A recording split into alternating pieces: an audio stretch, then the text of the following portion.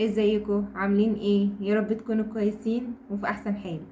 جايه لكم فيديو جديد لكل البنات اللي داخله على جواز او حتى اللي لسه في بدايه الجواز ومحتاره تشتري ايه للمطبخ وما ينفعش تستغنى عنه. النهارده هنتكلم عن حاجه بجد بقت ايدي ورجلي في المطبخ، وهي الهاند بلندر من تورنيدو. هكلمكم في الفيديو ده عن مميزات الهاند بلندر وعيوبها وايه الحاجات اللي انا بستخدمها بالهاند بلندر، وكمان هقول لكم سعرها.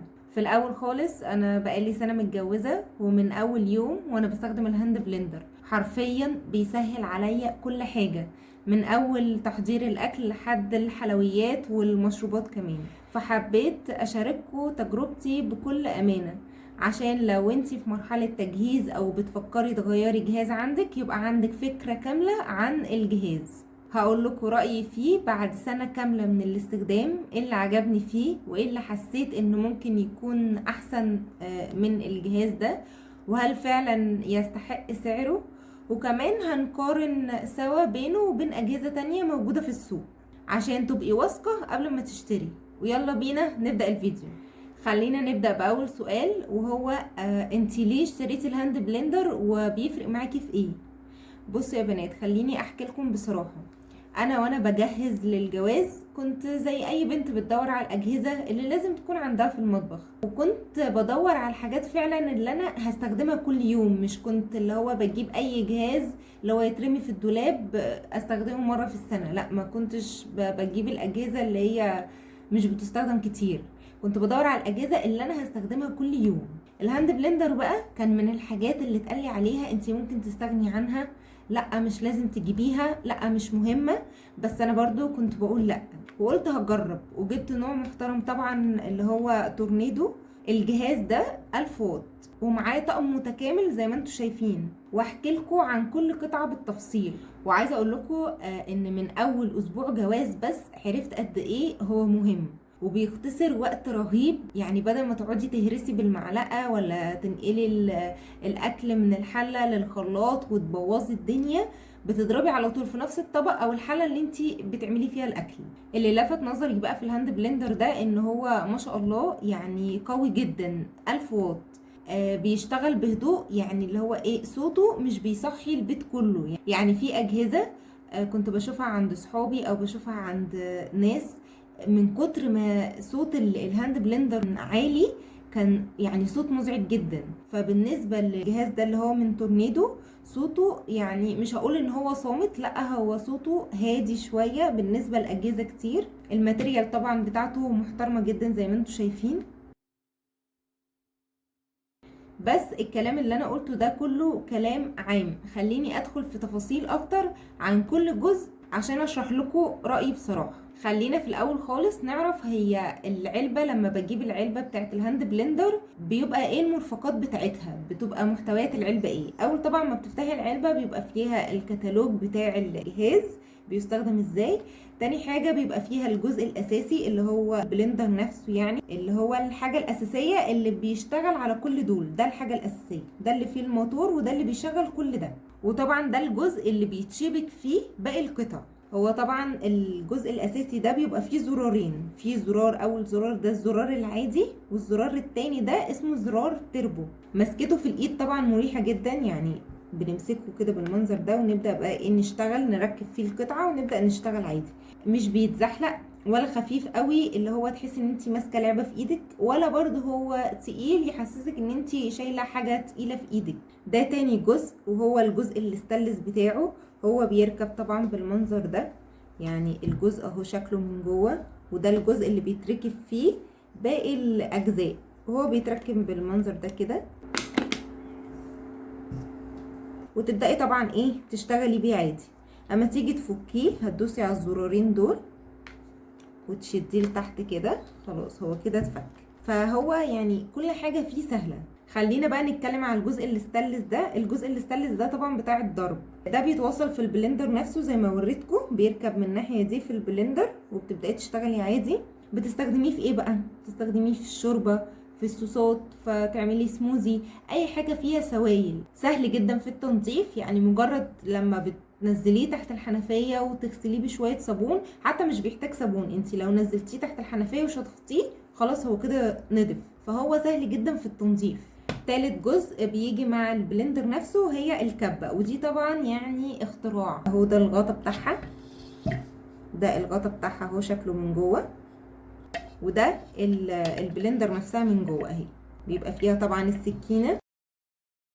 الكبة دي بقى تحفة بجد، بتشيل كمية كويسة جدا من اي حاجة، سواء بصل سواء طماطم، ممكن يعني تفرمي فيها لحمة مفرومة، خضار، توابل. هي كويسة جدا جدا جدا، والموتور قوي يعني مش هتتعبي وانتي بتفرمي. بس هقول لكم على عيب فيها بس قدام شوية لما اخلص تعريف باقي الحاجة، هقول لكم على عيب اللي انا لاحظته فيها. رابع حاجة بتيجي مع البلندر وهو مضرب البيض، ده بيبقى شكله بيجي معاه الجزء ده وانتي يعني الجزء ده بيبقى مفصول عن ده وانتي بتركبيهم وبتبداي تشتغلي. ده طبعا بستخدمه في الكيكه، في البانكيك، في الكريم شانتيه. هو طبعا مش زي العجان، بس هو بيدي نتيجه ممتازه، خاصة لو بتعملي كميات بسيطة. لكن العجان لو بتعملي كمية كبيرة هيكون العجان احسن طبعا. بينفعني جدا لما بكون بعمل كيكة، بعمل بانكيك، بينفعني جدا جدا جدا في الكريم شانتيه، لان انا ما بحبش المضرب اليدوي، دراعي بيوجعني منه. فده بصراحة بينجزني جدا في الكيكة، وبينجزني جدا في البيض لو عايزة اقعد اضربه فترة طويلة،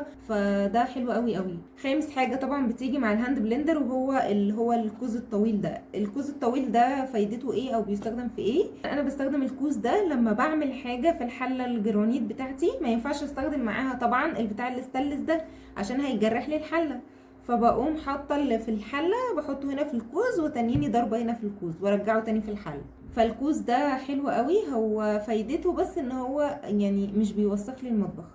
وبعدين بعمل فيه العصاير، بيبقى حلو قوي لو هعمل مثلا عصير كوبايتين بعمله فيه، بحيث ان انا منزلش الخلاط واقعد اضرب فيه. ده بيسهل عليا كتير قوي. تعالى اقول لكم بقى مميزات الهاند بلندر اللي هو من تورنيدو بعد اول سنه استخدام. بصراحه من اول استخدام حسيت اني جبت حاجه تستاهل كل جنيه دفعته فيها حرفيا، وهو الهاند بلندر. يعني اكتر حاجه بصراحه حلال فيها الفلوس. ليه بقى؟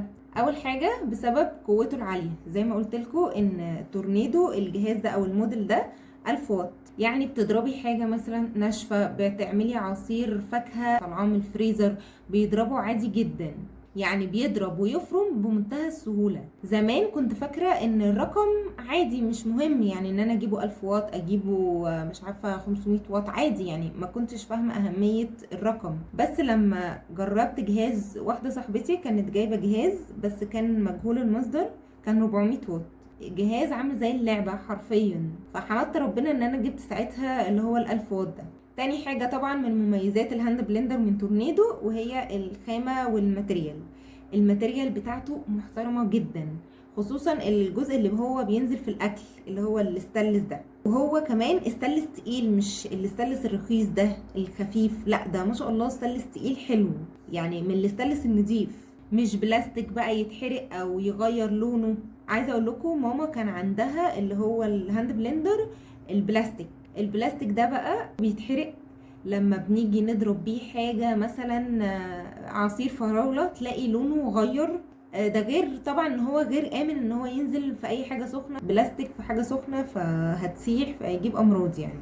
وطبعا الكبة ومضرب البيض خامتهم كويسة جدا وسهلة تتغسل من غير ما تتبهدلي. وخلوا بالكم من النقطة دي ان هي سهلة تتغسل، لان طبعا في اجهزة ما ينفعش تنزل تحت المية. تالت حاجة انا بشوفها مهمة ومن مميزات الهاند بلندر دي ان هي ليها وظائف كتير قوي.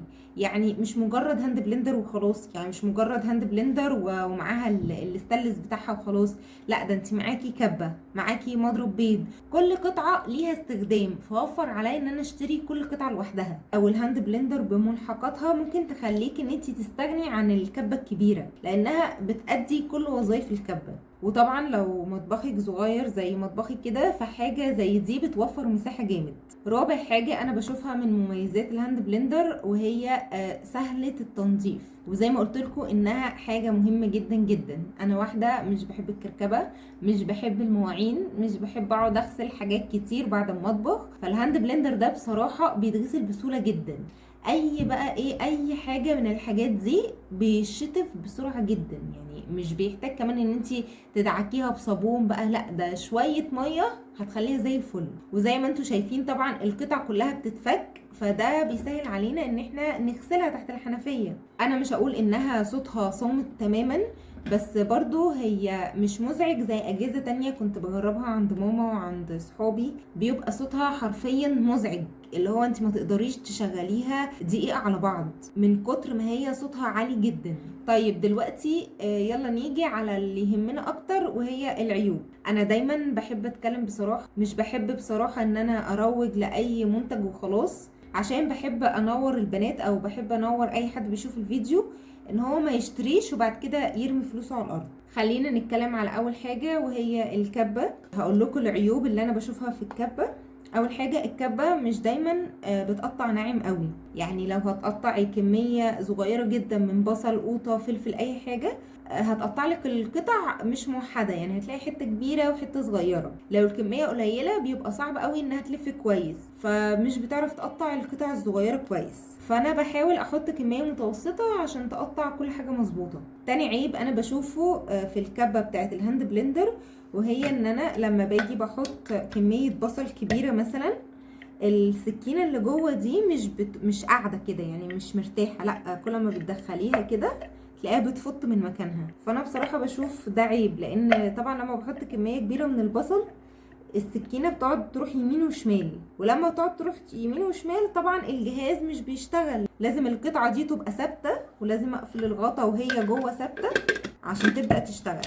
فده طبعا انا بشوفه عيب من ضمن العيوب بتاعه الكبه.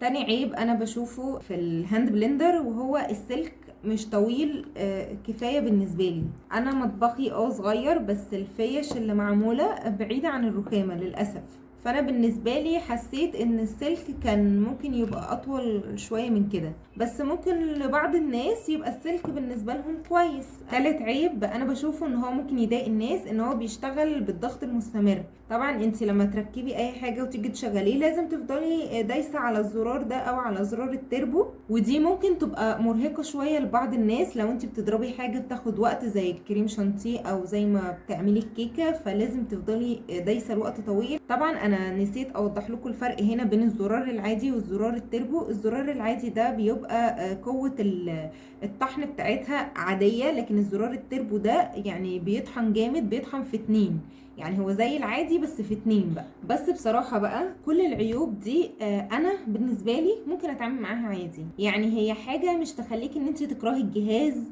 او انك تندمي انك جبتيه، لا يعني هي عيوب تقدري تتحمليها وتعديها عادي جدا. ده غير طبعا ان هو مميزاته اكتر من عيوبه بكتير. طيب واحدة هتسألني هل فعلا الجهاز ده ينفع لكل بنت؟ بصراحة لو انتي لسه داخلة على جواز او لسه متجوزه جديد ولسه مثلا في كام حاجه في مطبخك ناقصه، حتى مثلا انتي بقالك سنين متضايقه من كركبه المطبخ اللي بيعملها الخلاط والكبه الكبيره، فايوه الجهاز ده عملي ومناسب جدا جدا جدا لاحتياجات اي ست بيت، خصوصا للبنات اللي زي اللي ما بيحبوش وقفة المطبخ الكتير وما بيحبوش الكركبة. فالجهاز ده بجد هينفعكم جدا، مش هيوقفكم في المطبخ الا ايه مثلا نص ساعة بتاعة الغدا وخلاص على كده. تعالى اقول لكم بقى شوية نصايح لاي بنت وهي بتشتري هاند بلندر.